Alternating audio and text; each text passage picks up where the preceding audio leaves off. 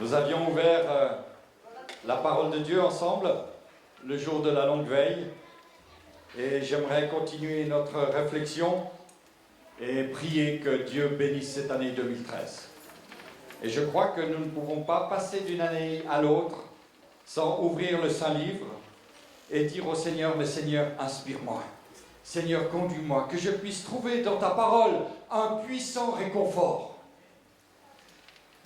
Vous savez, les gens du monde se réjouissent avec toutes sortes de choses le 31 décembre, et puis le 1er, le 2, ils prennent des antidouleurs, voire même des antidépresseurs, parce qu'ils sont malades, ils sont inquiets, ils sont en souci. Mais nous avons la merveilleuse parole de Dieu. Et déjà, le Seigneur nous a parlé ce matin au travers de divers dons spirituels, et nous pouvons le louer et le remercier, parce qu'il a toujours une parole à propos. J'aimerais donc que nous puissions ce matin ouvrir nos Bibles dans un livre que nous avons déjà ouvert, bien sûr, le 31 décembre. Il s'agit du livre de Josué. Et nous continuerons notre lecture au chapitre 18 de ce livre de Josué.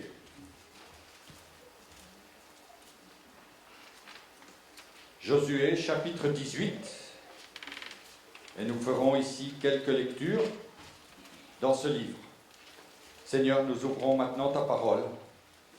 Nous voulons nous placer, Seigneur, avec humilité devant elle, considérant, Seigneur, qu'elle est bien trop grande pour nous.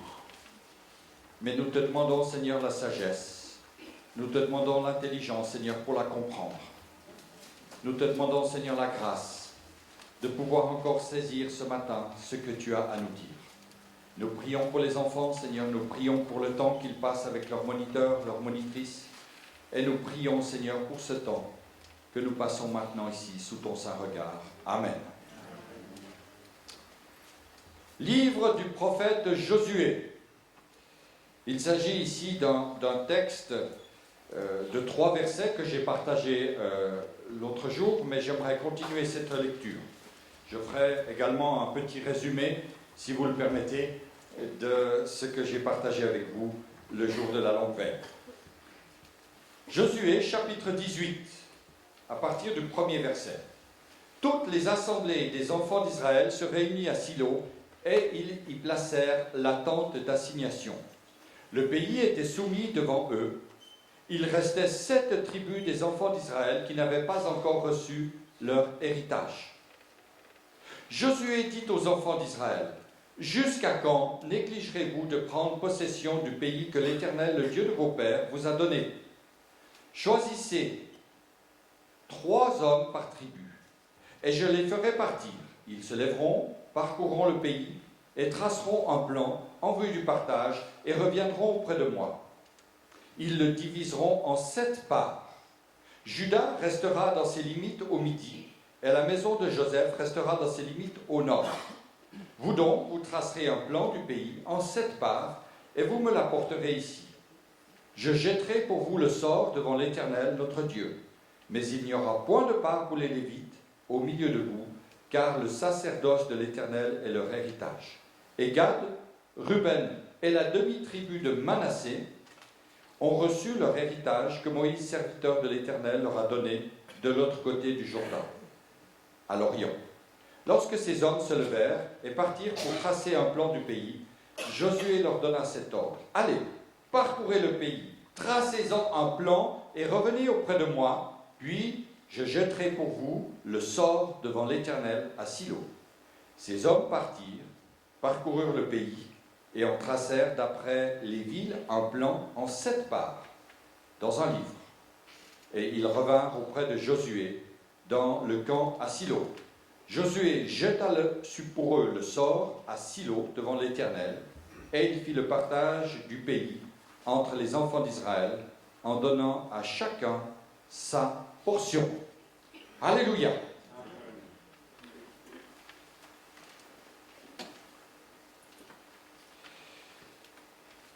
Dans les 3 premiers versets de ce chapitre, il est bien plus question d'un héritage que d'une simple promesse. Il est question de prendre cet héritage, d'en prendre possession. J'aimerais simplement faire un petit rappel historique. Nous avons ici le peuple d'Israël, le peuple de Dieu. Il a fui l'Égypte. Il est remonté la vallée du Jourdain.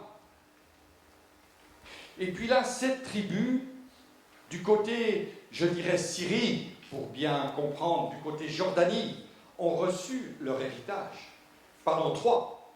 Mais il en reste 9 qui doivent encore avoir leur héritage dans le pays de Canaan.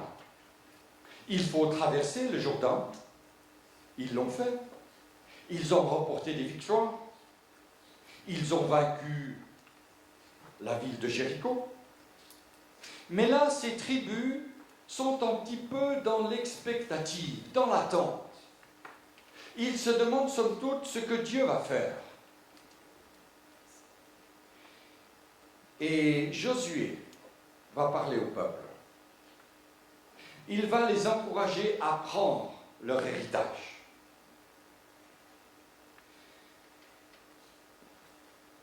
Josué va même être très pointu vis-à-vis du peuple d'Israël. Et il va les mettre en garde contre la négligence. J'aimerais que nous parlions tout d'abord un petit peu de Josué. Quelques particularités de cet homme. Je l'ai dit l'autre jour, il est l'image prophétique de Jésus-Christ. De ce Jésus-Christ conquérant. De ce Jésus-Christ qui est venu pour remporter les victoires. Alléluia. Moïse avait conduit le peuple depuis l'Égypte jusqu'à la vallée de Sittim, la vallée des Acacias, juste l'autre côté du Jourdain, en face de Jéricho. Et là s'arrêtait le ministère de Moïse. Et puis Dieu va prendre l'esprit qui est sur Moïse et va le mettre sur la tête de Josué. Josué a reçu l'esprit qui était sur Moïse. Et j'aimerais dire ici, laissons le Saint-Esprit faire ce qu'il veut. Amen. Alléluia. Amen. Parfois nous freinons l'œuvre du Saint-Esprit parce que nous pensons qu'elle ne convient pas maintenant. Parce que ce n'est pas à propos. Mais qui es-tu, qui est-on pour juger ce que Dieu fait? Et quand l'Esprit touche, laissons l'Esprit toucher. Que ce soit des enfants, des adultes, des vieillards. Alléluia. Le Saint-Esprit est toujours, toujours, toujours bienvenu au milieu de nous. Rappelons-nous de cela pour cette année 2013. Moïse donc a été, somme toute, arrêté à la frontière du Jourdain. Et c'est Josué qui a pris la relève. Mais Josué, devant l'ampleur du travail, et peut-être devant la tâche qui est aussi devant toi, tu as peur. Et Josué va recevoir cette parole de Dieu. Fortifie-toi, prends courage, car c'est toi qui mettras ce peuple en possession du pays que j'ai juré à leur père de leur donner. Alléluia. Fortifie-toi et prends courage. Mon frère, ma sœur, ce matin, fortifie-toi. Prends courage. Nous savons comment Josué a mené cette conquête. Par miracle, le Jourdain s'est ouvert. Le peuple a traversé. Ils ont ensuite affronté cette ville de Jéricho. Et les murailles se sont écroulées. Et lorsque je préparais ce message, je suis allé un petit peu à la recherche dans certains livres sur la manière dont les murailles sont tombées. Et j'ai trouvé un théologien qui a osé dire c'est un hasard, il y a eu un tremblement de terre à ce moment-là. Moi, j'aimerais vous dire, frères et sœurs, il n'y a pas de hasard dans le plan de Dieu. Si vous êtes là aujourd'hui, ce n'est pas parce qu'il y a eu un tremblement de terre qui vous a réveillé ce matin. Ce n'est pas parce qu'il y a eu un hasard dans votre vie. Non. Il y a un plan divin. Et lorsque Dieu a décidé que les murailles de Jéricho tomberaient, elles sont tombées. C'est la main puissante, le doigt puissant de Dieu qui a fait écrouler ces murailles. Pourquoi? Parce que Josué avait été attentif. Josué avait su discerner le plan de Dieu. Et ma prière, c'est que nous puissions être attentifs, que nous puissions discerner quel est le plan de Dieu pour nous dans cette année 2013. Ces murailles semblaient impénétrables. Elles se sont écroulées. Les choses qui sont devant toi te semblent peut-être infiniment grandes, mais elles peuvent s'écrouler de la même manière que les murailles de Jéricho sont tombées. La victoire a été grande. Alléluia. Josué et ses troupes ont vaincu tous les rois du sud de Canaan. Et quelques années plus tard, il y aura une coalition, celle des rois du nord. Et là, il y aura encore une grande bataille à Mérom. Là encore, Josué, avec son armée, va remporter la victoire. Et à la fin du chapitre 12 du livre de Josué, il est écrit que Josué, avec son armée, a vaincu 31 rois. Oh, alléluia! 31 rois. Et c'est pourquoi, dans ce premier verset que nous avons lu tout à l'heure, nous voyons que le pays était soumis devant Israël. Le pays était soumis devant Israël. Alléluia.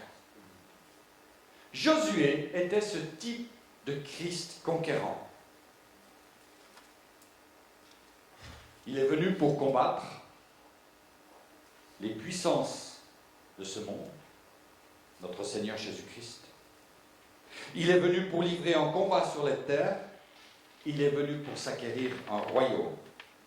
Et j'aimerais dire que Jésus-Christ n'a pas renversé des murailles de pierre. Il a renversé des murs d'incrédulité. Comment étaient nos murs? De quelle manière étaient nos murs? Comment étaient-ils construits? Vous avez chacun une vie. Nous avons chacun une vie. Et nous étions à quelque part des hommes et des femmes blindés. Nous refusions le message de la grâce. Mais un jour, Jésus-Christ a fait tomber cette muraille. Alléluia. Amen.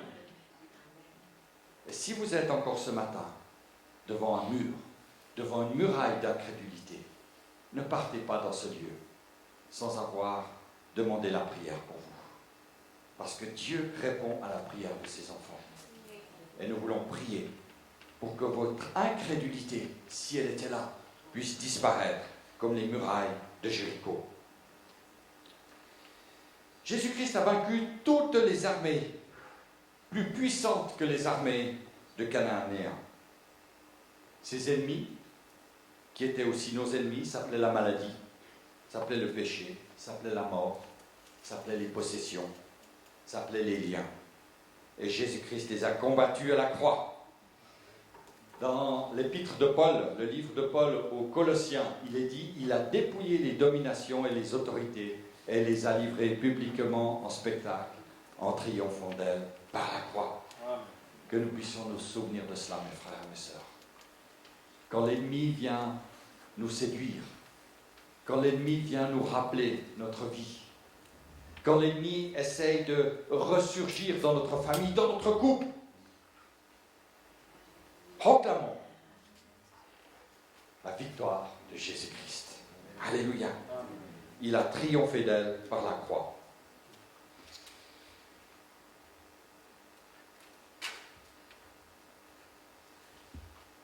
Josué n'a pas fait la conquête du pays de Canaan pour lui seul. Il a fait la conquête du pays de Canaan pour la donner aux tribus d'Israël. Et c'est ça le cœur du message que j'aimerais voir avec vous aujourd'hui. Il a remporté, Josué, toutes les victoires. Dans un seul but, partager le royaume promis avec son peuple. Et j'aimerais nous dire ce matin que Jésus-Christ a remporté toutes les victoires pour que nous puissions partager déjà maintenant le royaume de Dieu entre nous. Je ne veux pas être prétentieux, mais mes frères et mes sœurs, nous n'avons pas à nous tenir dans une attitude abaissée au niveau du monde. nous avons une part dans le royaume de Dieu. Nous avons une part dans le royaume des cieux. Dieu a réservé une part pour chacun d'entre nous. Nous sommes le peuple de Jésus-Christ. Ce n'est pas rien. Ce n'est pas rien. Dieu a en réserve quelque chose pour toi dans les cieux, qui est bien plus beau que tout ce que le monde pourrait donner. Un héritage qui ne peut pas se corrompre, qui ne peut pas rouiller, qui ne peut pas se souiller. Et la Bible, en français courant, nous dit ceci, dans le livre de Pierre. « Louons Dieu, le Père de notre Seigneur Jésus-Christ. Dans sa grande bonté, il nous a fait naître à une vie nouvelle en révélant Jésus-Christ d'entre les morts. Nous avons ainsi une espérance vivante, en attendant les biens que Dieu réserve aux siens. Ce sont des biens qui ne peuvent ni disparaître, ni être salis, ni perdre leur éclat. Dieu vous les réserve dans les cieux. Alléluia! Mais nous avons déjà goût à cet héritage. Nous sommes déjà autorisés à saisir cet héritage. Bien plus que cela, nous devons déjà le prendre, cet héritage. La Bible nous parle des prémices, des arts du royaume de Dieu.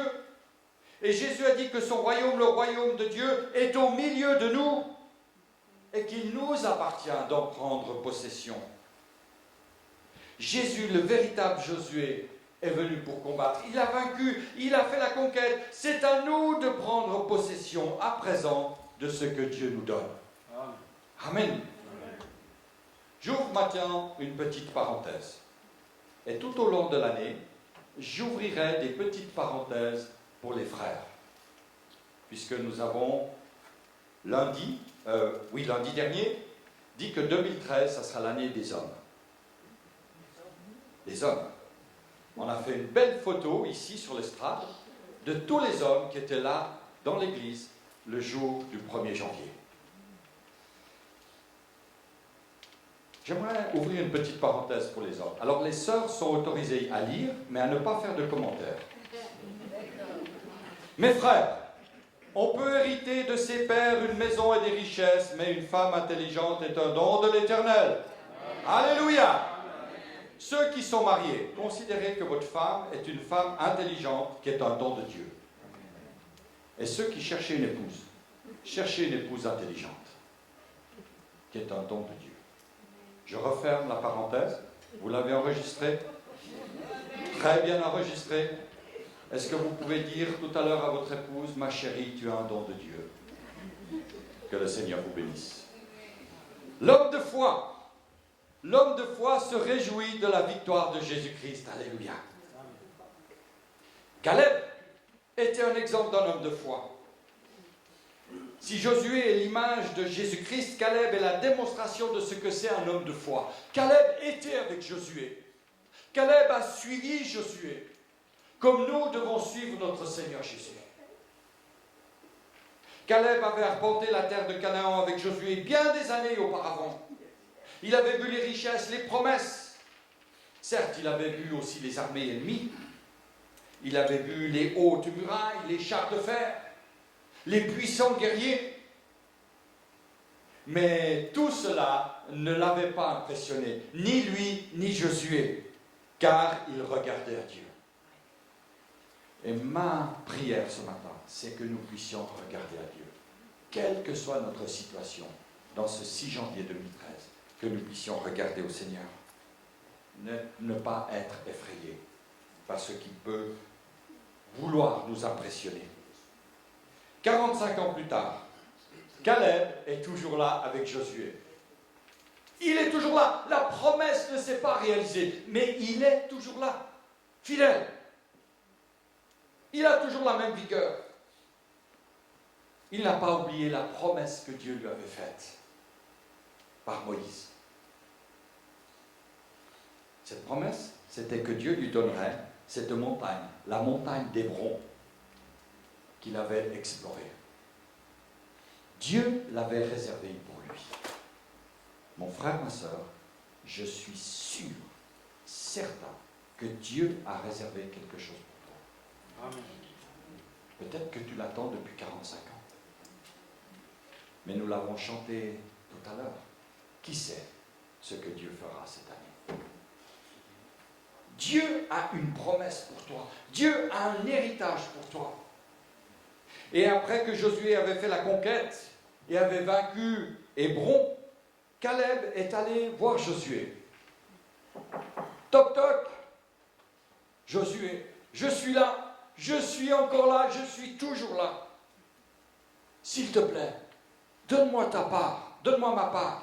Ce que Dieu avait promis, malgré mon âge. Caleb était âgé. Malgré mon âge, je veux aller prendre l'héritage. Roland, malgré ton âge, Dieu veut te donner un héritage. Amen. Francesca, malgré ton âge, Dieu veut te donner un héritage. Amen. Alléluia.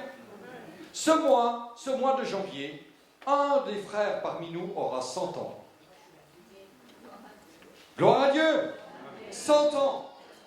Le frère, il n'est pas là aujourd'hui. Priez pour lui, il s'appelle David. Priez pour David. Un homme de foi, cet homme-là.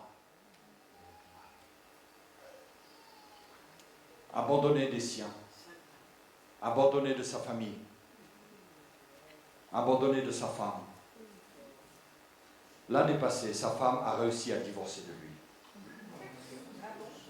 La souffrance pour cet homme.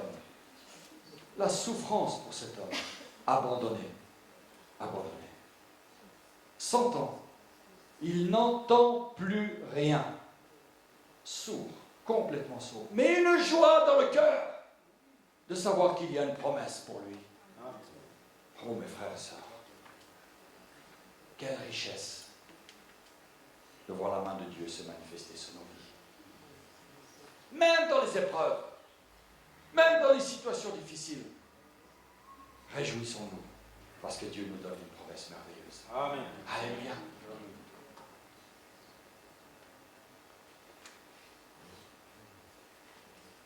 Malgré mon âge, dit Caleb, je prendrai la montagne. Alléluia.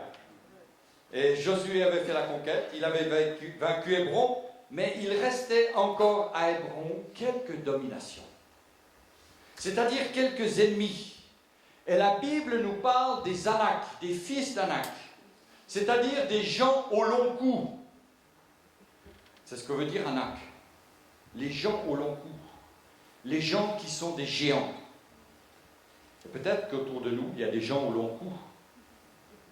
Des gens qui se prennent un peu la tête. Qui veulent nous écraser. Mais Caleb est rentré dans le territoire d'Hébron. Et il a proclamé et rendu manifeste l'autorité et la victoire de Josué en prenant la ville et en chassant les ennemis. Bien sûr, à la suite, il y a d'autres peuples qui ont été, je dirais, dispersés par ces hommes de foi. Parce que l'homme de foi s'est levé et il s'est réjoui de la victoire. Alléluia. Amen. La victoire que Josué lui avait donnée. Alors ce matin, j'aimerais nous encourager à nous lever et à nous réjouir de la victoire que Jésus-Christ nous donne.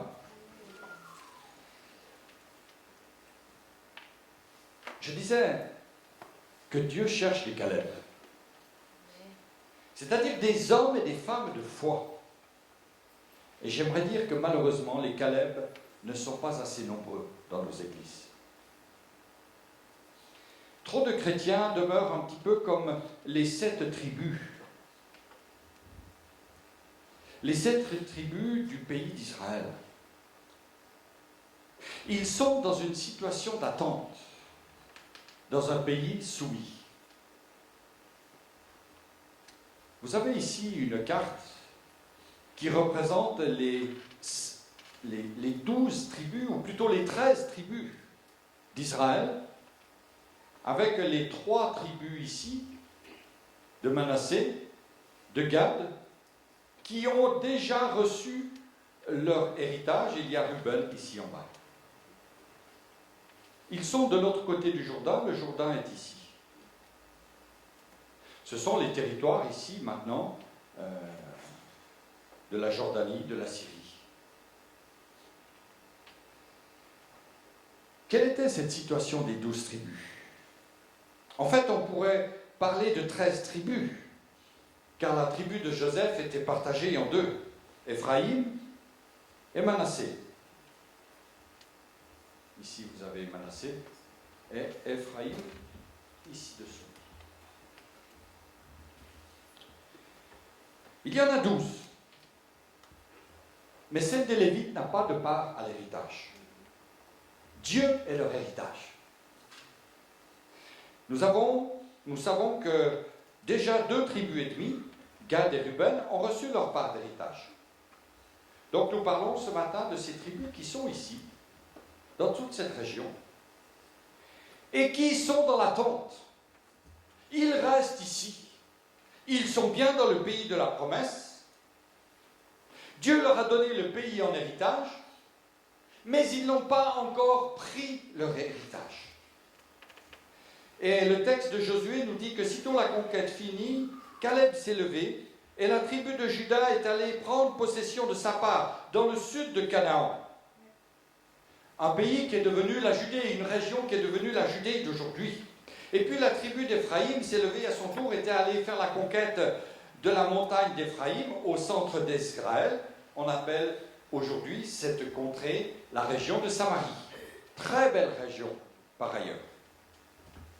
Mais il reste encore 7 tribus, sans compter bien sûr celle des Lévites. Et la vie spirituelle de ces tribus consistait principalement à se retrouver avec les autres tribus à Silo, une petite ville ici au centre. Jérusalem est ici. Hébron, ici. Silo, ici. Donc c'est là qu'était déposée l'arche. Et les tribus venaient à Silo. Les tribus venaient dans cette ville. C'est là qu'était le tabernacle. C'est là que se passait toute la vie spirituelle du peuple d'Israël. C'est aussi à Silo qu'il y avait les sacrificateurs, qu'on apportait les holocaustes, qu'on apportait nos prières, nos offrandes, les sacrifices, l'adoration.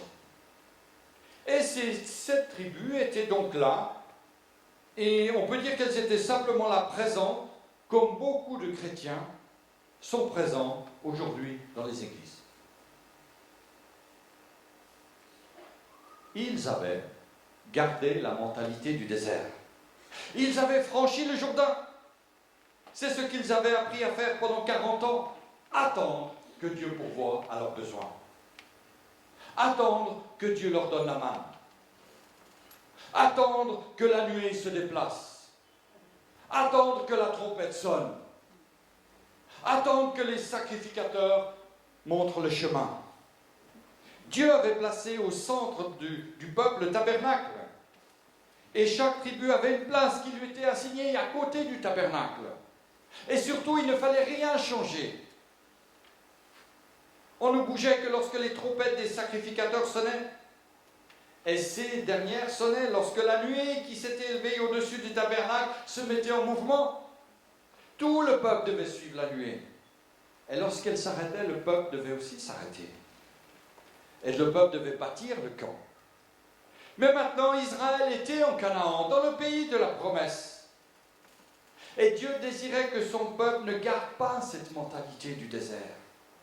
Il désirait que le peuple entre en possession de son héritage, dans le royaume dont ils avaient fait la conquête avec Josué. Et nous aussi, gens de la Nouvelle Alliance, les mentalités, nos mentalités, sont parfois tellement difficiles à changer. Si nous regardons sur plusieurs siècles d'histoire chrétienne, si nous regardons avec une certaine acuité la vie des chrétiens, elle se résumait à quoi? Très souvent à aller à la messe, pour d'autres aller au temple, à un culte, à une célébration. Mais pour nous, frères et sœurs, nous avons découvert la plénitude de l'Esprit. Nous avons découvert un Jésus-Christ qui transforme nos vies, qui nous donne un héritage extraordinaire. Il n'est pas possible, il n'est plus possible de conserver la mentalité du désert. Nous devons prendre notre héritage. Amen. Nous avons tellement reçu de la part de Dieu. Le Seigneur ne nous a pas simplement sauvés pour que nous allions de temps en temps à Silo, Ou si vous me permettiez de temps en temps un Montbriand pour adorer. Non, Dieu veut nous donner beaucoup plus. Il nous a sauvés pour que nous prenions possession de notre héritage. Amen. Alléluia. Amen.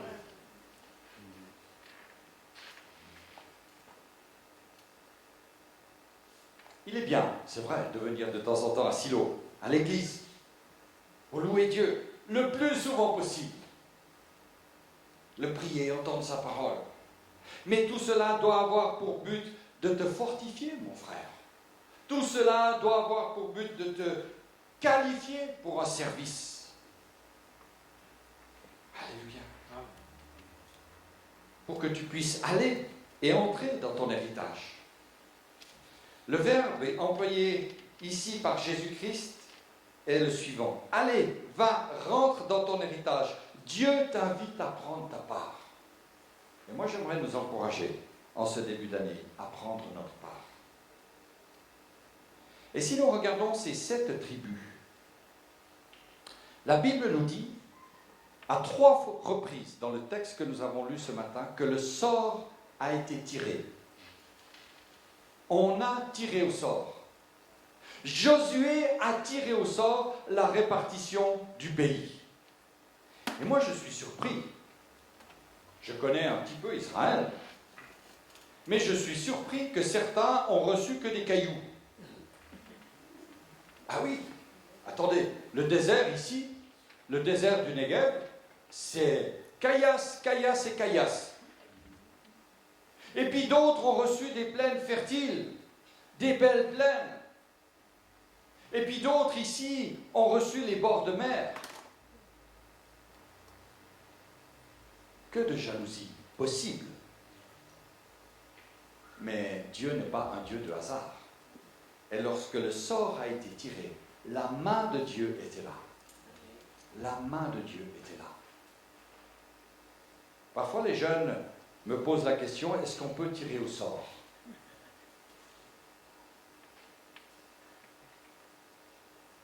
Bonne question.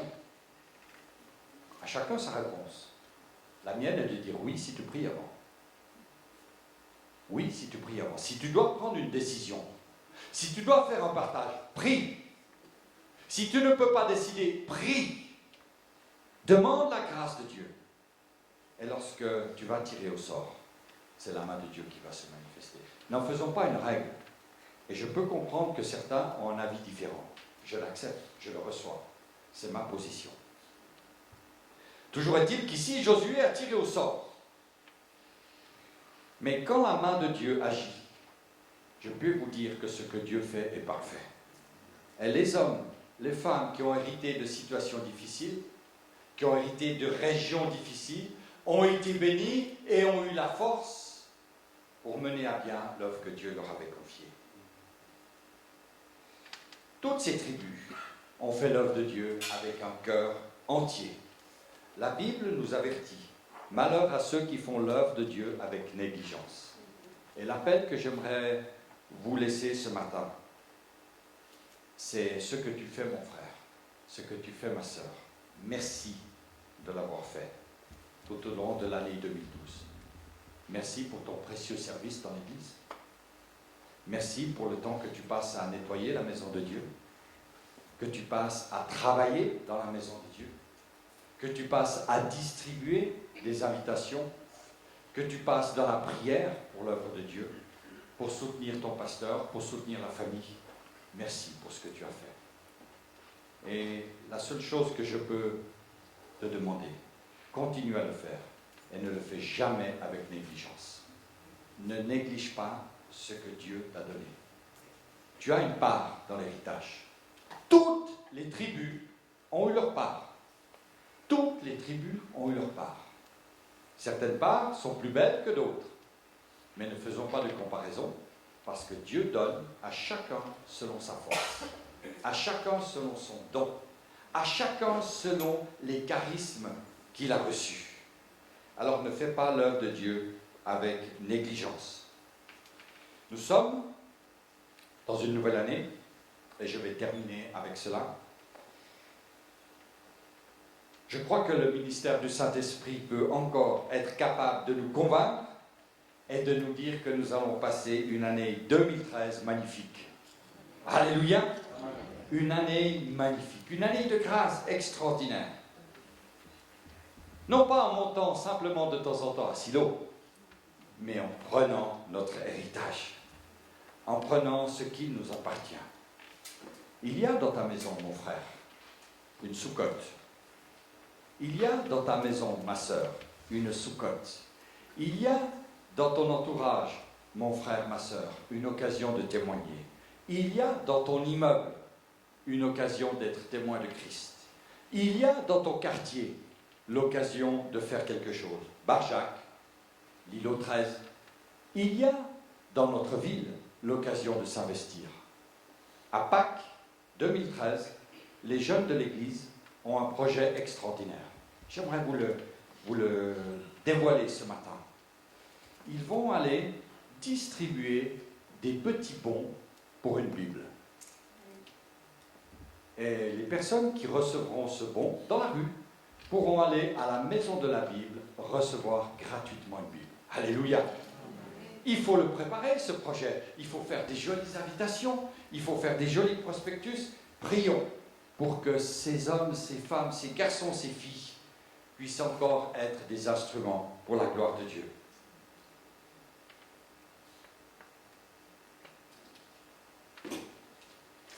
Je dois malheureusement terminer parce que le temps est passé. J'invite à ouvrir votre Bible pour un dernier verset dans le livre de Josué, toujours, chapitre 21.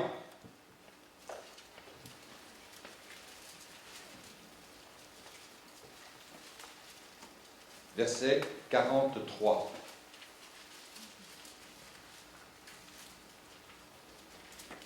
Donc dans le verset 43, nous voyons que l'Éternel donna à Israël tout le pays qu'il avait juré de donner à leur père. C'est donc l'exaucement de la promesse.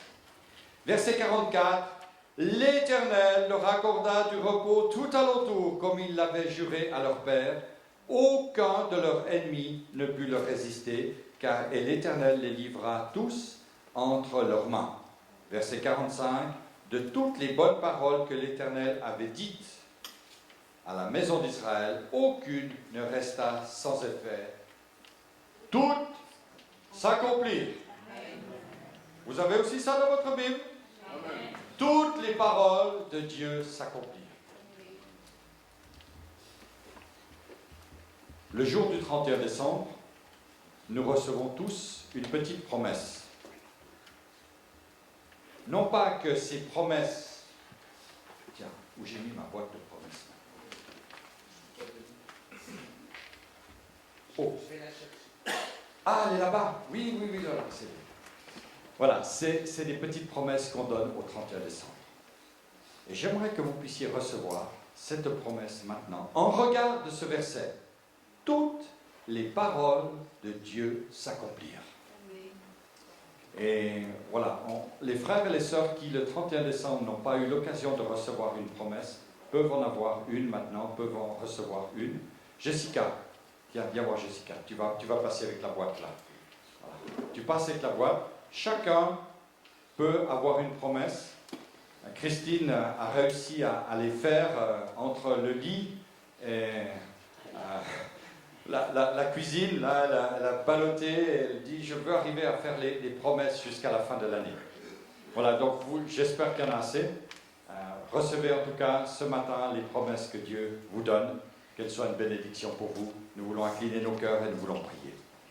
Seigneur Dieu, nous voulons recevoir de toi ce matin cette merveilleuse promesse, que tu es avec nous, Seigneur, jusqu'à la fin des jours. C'est pourquoi, Seigneur, nous voulons prier pour cette nouvelle année 2013. Nous voulons prier, Seigneur, pour les projets que tu nous donnes. Nous voulons, Seigneur, saisir notre héritage et ne pas rester, Seigneur, dans une situation d'attente, dans la situation du désert, dans la situation, Seigneur, où nous recevons simplement tout de toi, mais nous voulons prendre part, Seigneur, à ton royaume, à ton œuvre, et nous nous levons ce matin devant toi et nous recevons, Seigneur, ta bénédiction. Merci, Seigneur, de nous accompagner, merci de nous renouveler, merci d'étendre ta main de bénédiction sur nos vies. Tout t'appartient, Seigneur, et nous te rendons gloire pour toutes choses. Merci pour les promesses qui sont maintenant distribuées, qu'elles puissent, Seigneur, encore nous accompagner durant toute cette année. Ce n'est pas des paroles d'hommes, ce sont des promesses qui sont destinées à chacun d'entre nous. Qu'elles puissent être vraiment une source d'encouragement pour nous. Amen, amen et amen.